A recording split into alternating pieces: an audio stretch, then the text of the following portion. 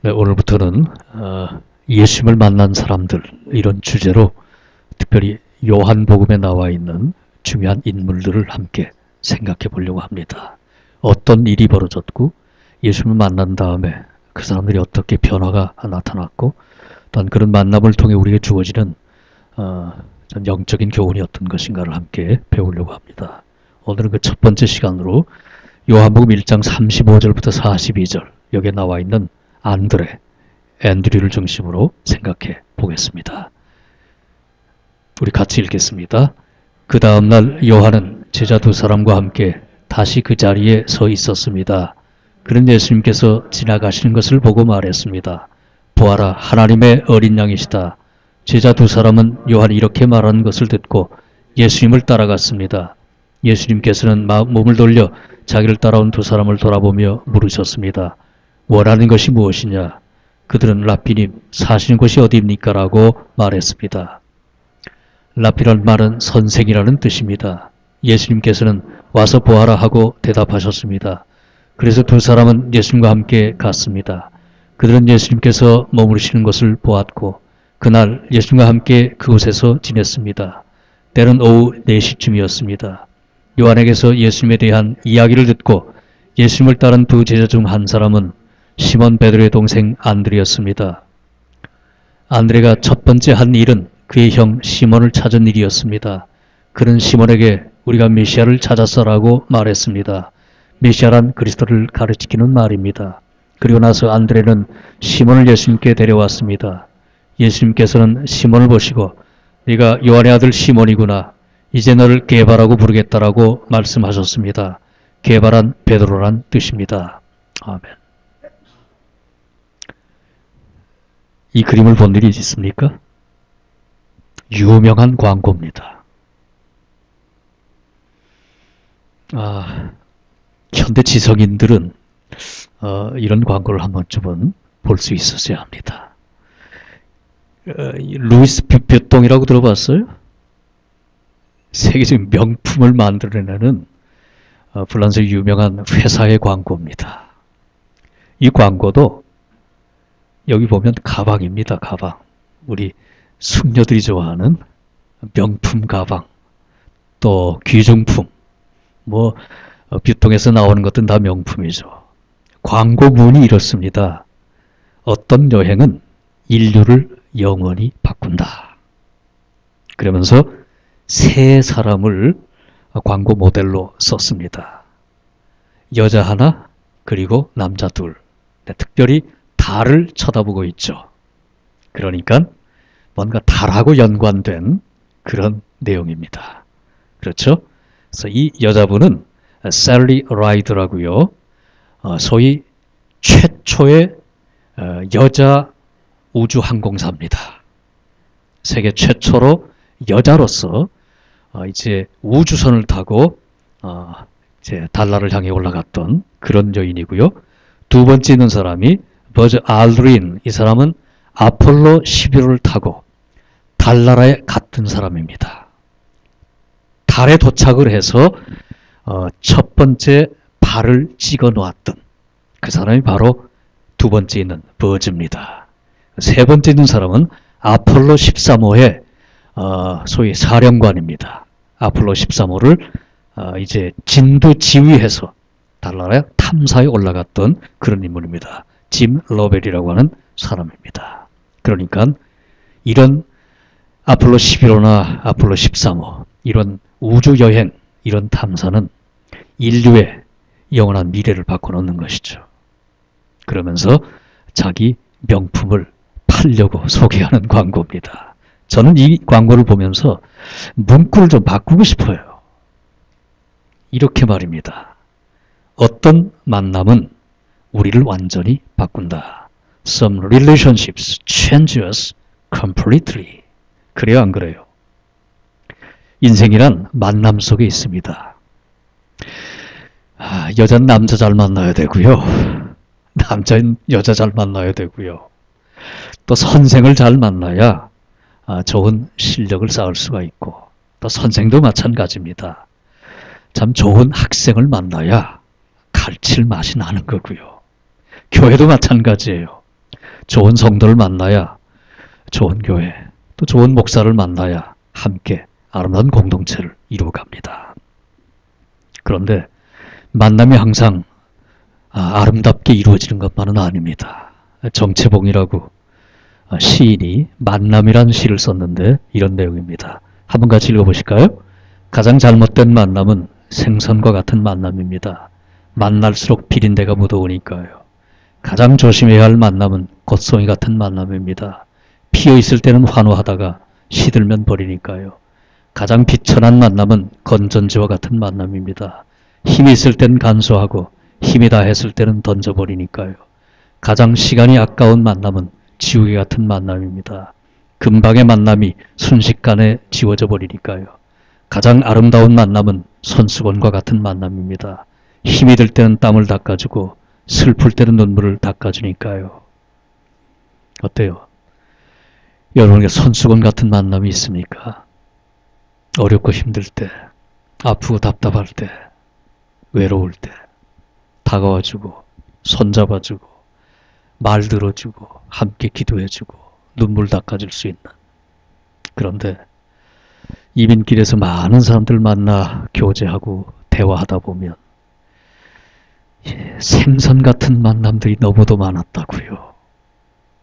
정말 지우개 같은 만남, 만나지 않았으면 좋았을 것 같은, 다 지워버리고 싶은 이런 만남에 대한 트라우마가 너무 많아요. 그러니까 새로운 만남을 주저하고 무서워하고 굉장히 어렵게 생각하는. 그러나 우리는 만남 속에 인생이 있고요. 그리고 만남도 하나님의 섭리 속에 이루어지고요. 또 하나님께서는 하나님의 일을 이루어 가실 때 만남을 통해 하십니다. 제가 교회에 대한 계획이 없던 사람입니다. 오랫동안 30년 목회했으면 됐잖아요. 신학교 일하고 있고. 그런데 여러분들 만나지 않았으면 제가 여기 서 있겠습니까? 하나님께서 만나게 하십니다. 일하게 하시고요. 그리고 소중한 건 그런 만남들이 생선이나 곶송이나 건전지가 아니라 지우개가 아니라 손수건같이 가장 아름답게 귀한 것으로 만들어 가야 할 책임은 우리 자신에게 있는 것이죠. 그리고 가장 소중한 만남은 주님과의 만남입니다. 플라톤이란 그 그리스 철학자가 이런 말을 했어요. 나는 세 가지를 하나님께 감사한다. 첫째, 내가 히라빈이 된 것. 둘째, 자유인인 것. 셋째, 남자로 태어난 것. 이 당시 문화입니다. 이 당시에 종이라든가 여자들은 숫자에 포함하지 않았던 그런 시기니까 말입니다. 그러니까 남자다, 나는 자유인이다. 이걸 감사할 수밖에 없었죠. 그러나 제일 마지막에 보면 그러나 이 모든 일보다 하나님께 더욱 감사할 일은 소크라테스와 동시대에 태어나 스승 소크라테스를 만난 것이다. 플라톤은 소위 헬라 철학 또는 모든 세계 철학의 참 어머니와 같은 사람인데 이 사람이 감사한 건 좋은 스승을 만난 것입니다. 저에게도 많은 만남이 있었어요. 돌이켜보면 그런 소중한 만남들이 있었기에 부모님, 가족, 친구들, 선생님들, 또한 여러 이웃들, 귀한 성도들 이런 만남이 있어서 오늘 내가 있습니다. 그러나 내 인생의 가장 소중한 만남은 우리 주님과의 만남이었죠. 예수님을 만남으로 내 인생이 완전히 달라졌습니다. 목적이 생기고 왜 살아야 하는 것을 알기 때문에 어떻게 사는가는 그다지 중요하지 않게 됐습니다. 하나님의 영광을 위해서 또 하나님의 나라를 위해서 복음을 위해서 주님과 깊은 사랑의 교제 속에 머물러 사는 삶이 너무도 아름답고 귀하고 소중하기 때문에 매일매일 새로운 경험 속에 머물러 살게 됩니다. 그래서 우리는 주님과의 만남을 소중하게 키워가야 합니다. 또 성경이나 역사를 보면 누구든지 진심으로 주님을 만났던 사람들은 똑같지 않습니다. 만남 이전과 이후가 확실하게 달라집니다. 달라져야 합니다. 달라질 수밖에 없습니다. 이제 예수를 만났던 안드레를 한번 생각해 보십시다. 이 사람이 예수님을 만난 다음에 어떤 삶의 모습이 나타나는가, 이런 것들을 통해 주님이 주신 교훈을 함께 받고자 합니다. 요한복음 1장 40절에 보면 요한에게서 예수님에 대한 이야기를 듣고 예수님을 따른 두 제자 중 한 사람은 시몬 베드로의 동생 안드레였습니다. 안드레를 소개하는 첫 번째 문장입니다. 그런데 어떻게 소개를 했나요? 시몬 베드로의 동생이다. 아직 요한복음을 보면 예수님이 베드로를 만나기도 전입니다. 우리가 잘 아는 것처럼 안드레가 자기 형 베드로를 예수님께 소개하잖아요. 그래서 나중에 시몬 베드로는 나오는데 그 안드레를 소개하는 문장이 시몬 베드로가 먼저 나옵니다. 그래서 나중에 보면 알겠지만 이 안드레는 어떤 지도적인 또는 중심적인 앞서가는 그런 사람은 아니었습니다. 그러나 예수님이 가장 먼저 만났던 최초의 제자입니다. 그리고 그러한 소중한 만남을 통해 안드레는 참 주님의 제자로서 또한 자기에게 주어진 특성을 따라 온전한 자리매김을 합니다. 이 본문을 자세히 보면 세 가지가 나타나요. 예수님을 만난 안드레에게 어떤 일이 있는가? 먼저 세례 요한을 떠납니다. 그리고 예수님을 따르고요. 그리고 세 번째는 형 시몬 베드로를 전도합니다. 하나씩 하나씩 깊이 생각해 보십시다. 먼저 세례 요한을 떠납니다. 35절부터 37절까지 보면 같이 읽겠습니다. 그 다음 날 요한은 제자 두 사람과 함께 다시 그 자리에 서 있었습니다. 그는 예수님께서 지나가신 것을 보고 말했습니다. 보아라, 하나님의 어린 양이시다. 제자 두 사람은 요한이 이렇게 말하는 것을 듣고 예수님을 따랐습니다. 원래 안드레는 요한의 제자였습니다. 세례 요한이 나사렛 예수를 가리키면서 바로 저분이 약속된 메시아, 하나님의 어린 양, 인류를 구원하실 하나님의 아들이다. 가르침을 받습니다. 그 가르침을 받고 요한이 가르치는 그 얘기를 듣고서 안드레가 예수님을 따라갑니다. 그래서 안드레는 예수님과의 진정한 만남을 위해 요한을 떠납니다. 예수님과의 진정한 만남을 위해서는 두 가지의 전제 조건이 있습니다. 첫째는 예수님을 소개받아야 합니다. 안드레의 경우 세례 요한이 예수님을 안드레에게 소개합니다. 그렇기 때문에 세례 요한이 위대한 겁니다. 그는 요한복음 1장을 쭉 읽어보면 예수님이 바로 하나님의 어린 양, 메시아라는 것을 확인했을 때 나는 쇠하여야 하겠고 저분은 흥해야 한다. 그러면서 자기 제자들까지도 예수님을 따라가도록 내보냅니다. 그래서 철저하게 세례 요한은 예수님 중심적인 삶을 삽니다.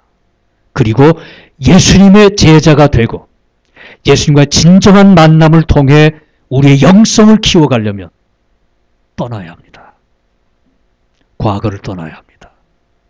다른 말로 하면 우선순위를 명백하게 예수님에게 먼저 두어야 한단 말입니다. 세례 요한이 잘못한 거다. 잘못된 사람이 아닙니다. 잘못된 단체 또는 개인에 속해 있었던 것이 아닙니다. 세례 요한은 정직한 선생이고 위대한 설교자고 아름다운 선지자입니다. 그러나 우리 인생과 삶의 중심은 세례 요한이 아닙니다. 과거가 되어서는 안 됩니다. 어떠한 철학이나 스승이나 문화도 아닙니다. 바로 예수 그리스도만이 우리 진정한 스승으로 그런 거를 우리는 떠나야 되죠. 그리고 그분을 만나려면 소개를 받아야 합니다. 그렇기 때문에 로마서 10장 13절 14절에 보면 전도자가 먼저 있어야 할 것을 성경 분명하게 얘기합니다. 같이 읽겠습니다. 누구든지 주의 이름을 부르는 자는 구원을 받으리라. 그런즉 그들이 믿지 아니하는 일을 어찌 붙들리요? 듣지도 못한 일을 어찌 믿으리요? 전파하는 자가 없이 어찌 들으리요? 이것이 하나님의 뜻입니다. 우린 전해야 돼요. 때를 얻든지 못 얻든지 전파해야 합니다. 전하는 자가 없으면 들을 수가 없습니다. 듣기 위해서는 전해야 합니다. 예수님께 나오려면 먼저 소개를 받아야 합니다. 바로 그것이 세례 요한의 몫이었고 먼저 믿은 우리의 몫인 것입니다. 두 번째로 중요한 건 소개를 받은 다음에 본인이 결단하고 이전에 속했던 것으로부터 나와야 합니다. 그래서 세례 요한을 떠납니다. 그래서 누가복음 9장 59절 62절에 보면 예수님께서 제자 되기를 머뭇거리는 사람들에게 내가 주님을 따르기를 원합니다. 어떻게 하면 될까요? 이렇게 질문한 사람들에게 이렇게 답변을 하십니다. 또 다른 사람에게 나를 따르라 하시니 그가 이르되 나로 먼저 가서 내 아버지를 장사하게 허락하옵소서. 이르시되 죽은 자들로 자기의 죽은 자들을 장사하게 하고 너는 가서 하나님의 나라를 전파하라. 아버지가 돌아가셨다는 얘기가 아닙니다. 이제 연로하신 아버지 잘 공경하다가 장사를 다 치르고 내 책임을 다 한 다음에 하나님 나라 전파하는 제자가 되겠습니다. 그러나 예수님께서는 그런 사람에게 하시는 말씀입니다. 하나님의 나라가 먼저란 말입니다. 하나님과의 관계가 더 소중하단 말입니다. 우선순위를 먼저 하란 말이에요. 네가 하지 않아도 할 수 있는 다른 가족들도 있습니다. 너에게 소명이 임하고 기회가 주어졌으면 복음 전하는 일을 온전히 감당하라는 그런 뜻입니다. 또 뒤에 보면 또 다른 사람이 이르되 주여 내가 주를 따르겠나이다마는 나로 먼저 내 가족을 작별하게 하옵소서. 예수께서 이르시되 손에 쟁기를 잡고 뒤를 돌아보는 자는 하나님 나라에 합당하지 아니하다. 여기 작별은 단순히 굿바이 하는 그런 얘기가 아닙니다. 그들의 참 동의를 구하고 그들에게 충분한 이해를 구하고 그런 것들을 말합니다. 모든 과정을. 그러나 우리 주님은 하나님 나라가 먼저다. 그래서 주님과의 진정한 만남을 위해서는 끊임없이 이런 과정이 매일매일 계속되어야 됩니다. 예수님이 먼저 있어야 되고 그의 나라와 그의 의를 먼저 구하면서 과거에 속했던 것들로부터 계속 떠나는, 그래야 주님께 온전히 속해서 주님과의 관계가 자라가게 됩니다. 두 번째는 예수님을 따릅니다. 38절 39절에 보면 예수님께서는 몸을 돌려 자기를 따라온 두 사람을 보라고 물으셨습니다. 원하는 것이 무엇이냐? 이제 세례 요한을 떠나가지고 예수님을 따라갑니다. 그것을 예수님이 본 겁니다. 원하는 게 뭐냐? What do you want? 그들은 랍비님 사시는 곳이 어딥니까? 라고 물었습니다. 랍비란 말은 선생이라는 뜻입니다. 예수님께서 come and see, 와서 봐라 대답했습니다. 그래서 두 사람은 예수님과 함께 갔습니다. 그런 예수님께서 머무르시는 것을 보았고 그날 예수님과 함께 그곳에서 지냈습니다. 때는 오후 4시쯤이었습니다. 자, 이 본문을 자세히 보면 예수님이 질문이 나옵니다. 무엇을 원하느냐? 아주 중요한 물음이죠. 그리고 종종 우리 안에 계신 성령께서 우리에게 묻습니다. 네가 도대체 원하는 게 뭐냐? 도대체 원하는 게 뭐냐? 성경에도 보면 여러 번에 걸쳐서 주님께 나온 사람들에게 그런 물음을 하십니다. 바디메오에게도 그렇게 물어봤고 38년 된 병자에게도 묻습니다. 네가 정말 원하는 게 뭐냐? 여러분 정말 원하는 게 뭡니까? 세상 부귀영화입니까? 잘 먹고 잘 사는 겁니까? 건강하게 오래 사는 겁니까? 이 물음에 항상 바르게 대답할 수 있는 준비가 필요해요. 이 물음에 대해서 안드레가 대답합니다. 어디에 머무르고 계십니까? 어디에 머무르고 계십니까? 예수께서 답변합니다. 와봐라. 어디에 머무르고 계십니까? 이 말은 예수님의 숙소를 단순히 궁금해서 호기심 때문에 물어보는 게 아니죠. 함께 있고 싶은 겁니다. 그래서 물으시는 거예요. 주님과 시간 같이 하고 싶습니다. 도대체 주님 지금 어디에 계십니까? 찾아가 봐도 될까요? 함께 있어도 되겠습니까? 그래서 보면 두 사람은 예수님과 함께 갑니다. 예수님이 머무르시는 곳에 함께 지냅니다. 때는 오후 4시쯤이었다. 이제 하루 일과가 끝나는 시간입니다. 이때 가서 저녁도 함께 먹었을 겁니다. 밤늦도록 함께 교제하고 아마 밤을 새우는 것 같습니다. 주님과 만나 깊은 교제의 시간을 가집니다. 우리의 믿음이 자라려면 주님과의 만남이 필요해요. 교제해야 합니다. 말씀과 기도로 함께하는 시간이 필요합니다. 그런 거로 믿음이란 예수님과의 관계예요. 예수님과의 만남입니다. 우리 믿음이 성숙하려면 말씀과 기도로 주님과 함께하는 시간을 가져야만 해요. 이것이 없이는 관계가 자라지 않아요. 여러분의 친구가 있나요? 사귀는 여자친구나 남자친구가 있어요? 어때요? 만나야 되잖아요. 시간을 같이 해야 되잖아요. 그래야 서로에 대한 이해의 폭이 넓어지고 그래서 정도 생기고 사랑이 키워지는 거예요. 만나지 않으면 함께하는 시간이 없으면 이 관계가 자라질 않아요. 믿음은 관계고요. 관계는 함께하는 시간을 통해 측정이 되어져요. 요한복음 17장 3절에 영생, 구원입니다. salvation, life, eternal life, 구원을 의미하는 거예요. 하나님의 자녀가 되는 것. 곧 유일하신 참 하나님과 그가 보내신 자 예수 그리스도를 아는 것이다. 안다고 할 때 기로스코란 말은 경험적 지식입니다.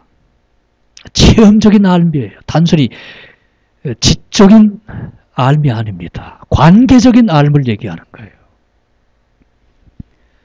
우리의 믿음이란 관계입니다.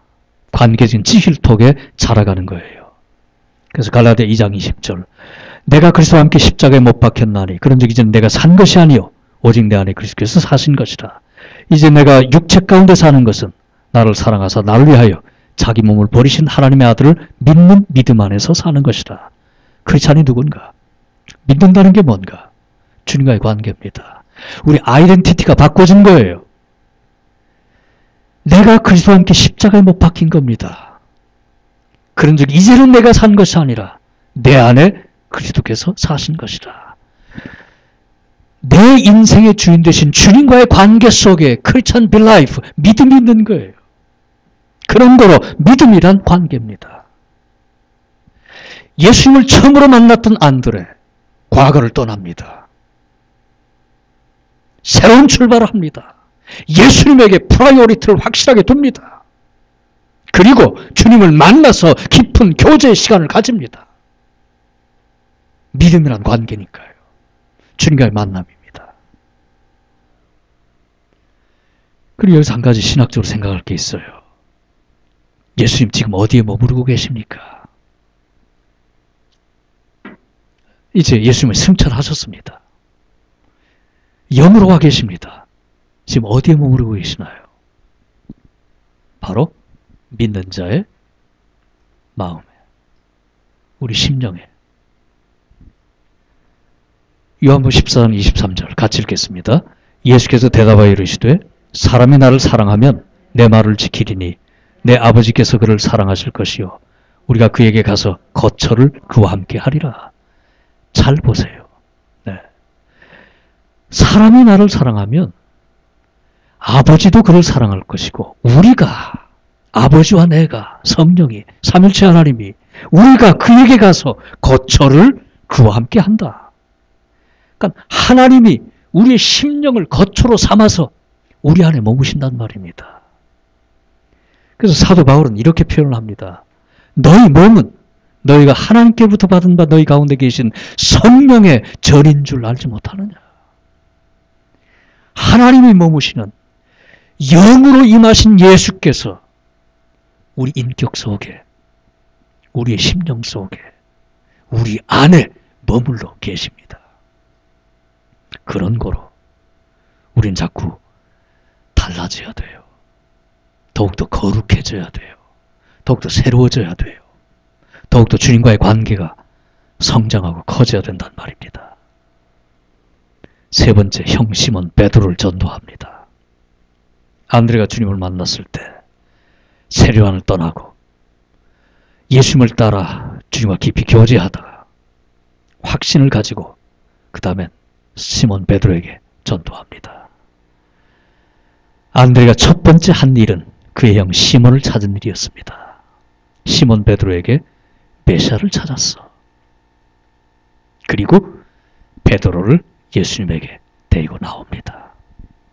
그래서 예수님을 만났던 안드레가 했던 첫 번째 일은 바로 시몬 베드로를 주님께 데리고 온 일입니다. 이 본문을 자세히 보면 안드레의 전도 방식이 있습니다. 물론 이 방식이 모두의 절대적인 방식은 아닙니다. 그러나 아주 유익한 또 소중한 그런 교훈이 있습니다. 형을 찾아갑니다. 가장 가까운 사람, 가장 편하게 얘기할 수 있는 가족, 또 소중한 사람이죠. 가까운 사람부터 시작하는 겁니다. 고백입니다. I have met the Messiah. 나는 메시아를 만났다. 이 확신, 이것이 중요합니다. 나는 예수님을 만났다. 예수님이 곧 인간을 구원할 하나님의 아들 메시아다. 이 확신. 한번 믿어봐. 잘 모르겠어 나는. 구원 받을지 못 받을지. 이러면 안 와요. 너나 믿어. 확신이 필요해요. 믿는 바에 대한 확신. 이 길, 이 생명의 길, 나의 인간관을, 내 인생관을, 내 인격을 확 뒤바꿔 놓은 삶의 목적을 분명하게 제시한 예수 그리스도. 나는 그분을 만났다. 이것이 확실하게 제시되어져야 돼요. 그 다음에 예수님께 데리고 나오는 겁니다. 이 본문에 보면 논쟁하지 않아요. 뭐 요즘 세상 사람들 뭐 교회 다니지 않아도 교회 문제들 잘 압니다. 요즘은 매스컴에 교회 일들이 잘 나오니까요. 또 성경이 뭘 가르치는지 상식적으로 아는 것들이 많아요. 또 철학적인 신학적인 질문들이 많아요. 우리가 다 답변할 수 없습니다. 중요한 건 주님을 만나도록 교회로 예배하는 처소로 데리고 나오는 겁니다. 여기 보면 안드레 전도 방식입니다. 가까운 사람을 찾아가고 그래서 확신 있는 고백을 합니다. 그런 다음에 직접 확인하도록 데리고 나옵니다. 이렇게 하면 예수님이 책임지십니다. 성령께서 하십니다. 우리가 할 일은 기회가 있는 없는 하여튼 모든 기회를 통해서 우리가 만나는 가까운 사람들에게 우리의 신앙을 고백하고 그들이 주님을 만날 수 있도록 데리고 나오는 겁니다. 초에 불을 붙이면 언제부터 초가 탈까요? 이 이야기는 어느 선교사가 중국에 나가서 이제 선교를 합니다. 복음을 전해가지고 이제 주님을 마음에 영접하고 세례받을 수 있는 이제 때가 돼서 문답을 합니다. 문답을 하다가 선교사가 묻는 말이 전도해서 열매가 있어 하고 물었단 말이죠. 그러니까 세례 준비하던 그 형제가 아니 선교사님 전 이제 신입생입니다. 지금부터 이제 시작하려고 준비하거나 세례도 받지 못한 그런 사람인데 제가 어떻게 전도하겠습니까? 선교사가 하는 말이 옆에 있는 초에 불을 붙입니다. 그러면서 질문을 던집니다. 초에 불을 붙이면 언제부터 초가 타는니까? 언제부터 타요? 붙이자마자. 한참 지난 다음에 몇 년 후부터 타는 게 아니잖아요. 세례받고 집사가 된 다음부터 타는 게 아닙니다. 예수 믿기 시작한 다음부터 빛 되신 주님께 연결된 바로 그 즉시 빛은 시작이 되는 거예요. 그런 거로 우리의 전도해야 할 일은 좀 더 믿은 다음에, 좀 더 배운 다음에, 직분 가진 다음이가 아닙니다. 믿기 시작한 바로 그때부터 시작이 돼야 된단 말이에요. 그래서 안드레는 믿자마자 곧바로 전도 일을 시작합니다. 인간 안드레, 한마디로 평을 하면 아름다운 조연자입니다. 이 사람은 앞장서 남들을 이끌어갔던 위대한 리더가 아닙니다. 모든 사도들이나 교회의 가장 중심적인 역할을 감당하던 그런 책임 있는 위치에 있었던 사람도 아닙니다. 성경에 보면 이 사람에 대한 언급은 서너 군데밖에 없습니다. 아주 간단해요. 그리고 사도행전에 들어가면 더 이상 이름이 나오지도 않습니다. 그런데 짤막하지만 안드레에 대하여 나타나 있는 구절들을 보면 이 사람은 그야말로 이름도 없이 빛도 없이, 그러나 더 큰 하나님의 사역을 위해서 겸손히 주님을 섬기는, 사람들을 주님께 이끌어가는 아주 소중한 일을 감당합니다. 그래서 전 인간 안드레는 어떤 사람이냐? 아름다운 조역자다. 주연급 배우들만 있어서는 안 됩니다. 어떤 드라마나 영화나 작품이 살려면 정말 뷰티풀한 서포팅 액터, 이 조연급 배우들이 있어야 됩니다. 어떤 기관이나 교회도 마찬가지예요. 목사나 장로나 한두 사람 때문에 그 교회가 이끌려지는 게 아닙니다. 소중하고 말이 없으나 모두가 다 소중한 거예요. 우리가 다 시몬 베드로가 될 필요가 없습니다. 더 많은 안드레가 필요한 겁니다. 성경에 나와 있는 것들을 보면 시몬 베드로를 전도합니다.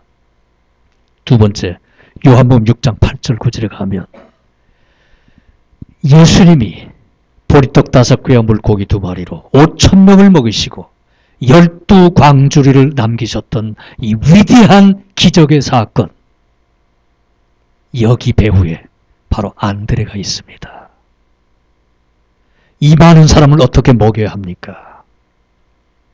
많은 제자들이 우리는 할 수 없습니다. 다 해산시킵시다. 각자 먹을 거 해결하게 합시다. 이때 안드레가 어린 소년을 데리고 주님께 나옵니다. 주님, 제가 알아보니까 먹을 것 이거밖에 없습니다. 어린아이가 보리떡 5개, 물고기 2마리 갖고 있습니다. 이것이 어떻게 도움이 되겠습니까마는 제가 찾을 수 있었던 최선입니다. 여기에 아름다운 조연으로서의 안드레의 모습이 빛납니다. 그는 말없이 주님이 무엇을 원하신가를 알고 자기 위치에서 할 수 있는 최선을 다합니다. 조용히 사람을 찾고 물건을 찾고 먹을 것을 찾고 발견했을 때 별것 아니지만 그 어린아이를 주님께 데리고 나갑니다. 여러분, 그런데 주님께서는 이런 사람들을 통해 일을 하십니다. 이런 안드레를 통해서 5,000명 먹이고 12광주에 남는 위대한 역사를 이루는 겁니다. 그 다음에 또 요한복음 12장에 보면 헬라 사람 몇이 예수님을 뵙기를 원합니다. 처음엔 빌립에게 찾아갔어요. 빌립이란 말 자체가 이 헬라 이름입니다. 그런 거로 아마 이 빌립 사도는 이 헬라어를 할 줄 아는 사람이었던 것 같아요. 그러니까 이제 빌립이 안드레에게 얘기합니다. 그래서 안드레가 그 사람들을 데리고 예수님께 또 나갑니다. 그래서 안드레는 시몬 베드로는 아닙니다. 앞장서서 회중을 이끌어가거나 어떤 그룹을 이끌어가는 위대한 지도자는 아닙니다. 안드레 이름으로 기록된 성경도 없고요. 그가 남긴 많은 업적도 없습니다. 그러나 이게 전부입니다마는 이러한 모습을 통해 안된 평생토록 이름 없이 빛도 없지만 그러나 주님이 무엇을 원하시는가 예수님에게 초점을 맞추고 자기로서 할 수 있는 최선을 다했던 주님께 이끌어 주었던 그런 위대한 하나님의 사람이었던 것을 보게 되는 겁니다. D.L. 무디 19세기 가장 크게 사역을 했던 미국의 부흥 전도사입니다. 그런데 이 사람은 원래 보스턴에서 구두를 만드는 양화쟁이였습니다. 이 사람으로 하여금 하나님의 소명을 깨닫고 부흥사가 되게 했던 사람은 바로 킴볼이라고 하는 사람입니다. 이 사람의 이름은 역사에 크게 부각되지 않은 사람이에요. 크게 일한 것도 없고요. 교회 주일학교에서 성경 가르치던 선생입니다. 킴볼이 D.L. 무디를 알고 어린 청년이 참 객지에 나와서 참 야화점에서 직공으로 일하고 있는 것이 불쌍해서 시간 난 대로 신방하고 위에서 기도해주고 성경 가르치고 그러다가 무디가 소명을 받습니다. 그래서 19세기 가장 위대한 부흥전도사가 됩니다. D.L. 무디가 F. 메이어 이 사람을 만납니다. 미국에서만 사역을 하다가 영국에서 초대를 받고 부흥 집회를 인도합니다. F. 메이어는 아주 유명한 신학자입니다. 이분의 목회 스타일은 이런 신학적인 강의입니다. 그리고 이런 부흥사 스타일은 원치 않아요. 그런데 우연한 기회로 D.L. 무디의 설교를 듣습니다. 전혀 은혜가 되지 않아요. 그런데 그 자리에 참석했던 어느 친구가 와서 그날 집회에 내 딸들이 참석을 했는데 D.L. 무디의 설교를 듣고 깊은 감명을 받아서 앞으로 주님 위하여 살기로 결심을 했습니다. 이런 얘기를 듣고 도전을 받습니다. F. 마이어는 신학자지만 열려진 사람이에요. 자기 것만이 다 옳은 것은 아니다. 내가 경험하지 못했던 그러한 부흥적인 그러한 설교와 예배와 스타일도 내가 배워야 되겠다. 그래서 몇 번 더 D.L. 무디에게 찾아가 교제도 하고 설교를 듣고 자기가 미처 경험하지 못했던 세계를 펼쳐갑니다. 이것이 계기가 돼서 F. 마이어가 미국에 건너와 여러 가지 사경회를 이끌게 됩니다. 그 자리에서 체프맨이라고, 이 사람은 장로교 목사인데 메이어의 영향을 받아가지고 장로교에 있었던 사람이 부흥사로 돌변해서 엄청난 부흥사역을 일으켜갑니다. 그리고 이 사람을 통해서 빌리 선데이라는 사람이 20대 초반에 이 사람이 다시 또 엄청난 사역을 합니다. 그리고 빌리 선데이에게 전도받고 순회 전도자로 이름 없이 일하던 사람이 바로 모르게이 햄이라는 사람입니다. 이 사람은 크게 이름을 떨친 사람이 아니에요. 그저 조그마한 시골 교회들 다니면서 말씀 가르치고 전도하던 사람인데 이 사람을 통해서 빌리 그레함이 복음을 받고 20세기 가장 위대한 선교사로, 부흥 설교사로 사역을 합니다. 하나님께서는 사람들을 통해 일을 하십니다. 모두가 다 빌리 그레함이 되고 D.L. 무디가 되고 시몬 베드로가 될 필요 없습니다. 그러나 그런 사람들이 나오고 또 하나님의 위대한 사람들을 만들어가기 위해선 더 많은 안드레가 필요한 겁니다. 예수님의 최초의 제자가 되었던 안드레는 그런 일을 감당합니다. 예수님을 만난 안드레, 어떤 일이 있었습니까? 세례 요한을 떠납니다. 여기에 우리에게 주어지는 교훈은 그렇습니다. 예수님을 삶의 우선순위에 두고 사는가? 내가 소중하게 생각했던 모든 것들을 차선적으로 내려놓아야 합니다. 세례 요한이 잘못됐다는 게 아닙니다. 그는 가장 위대한 선생 중에 하나입니다. 그러나 예수님을 따르기 위해서는 그런 위대한 선생도 떠나야만 했던 겁니다. 삶의 프라이오리티, 우선순위는 예수님께 두어져야 하니까요. 두 번째로, 세례요한을 떠난 다음 예수님을 따릅니다. 예수님과의 관계가 중심된 삶을 살고 있는가? 예수님이 어디 계신가를 묻고 그 밤을 함께 지냅니다. 계속 주님을 따라다니면서 배우고 관계를 펼쳐갑니다. 믿음은 관계입니다.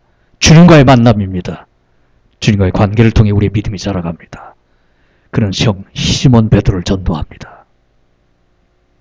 예수님을 가족과 이웃에게 소개하고 있는가?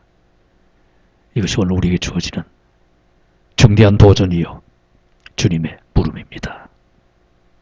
같이 기도하십시다.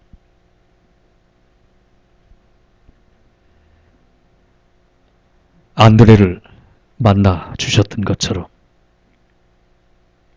우리 삶 속에 우리 주님이 다가오셔서 우리 만나 주셔서 친구로, 제자로, 자녀로 삼으셔서 이끌어 주시니 참으로 고맙습니다.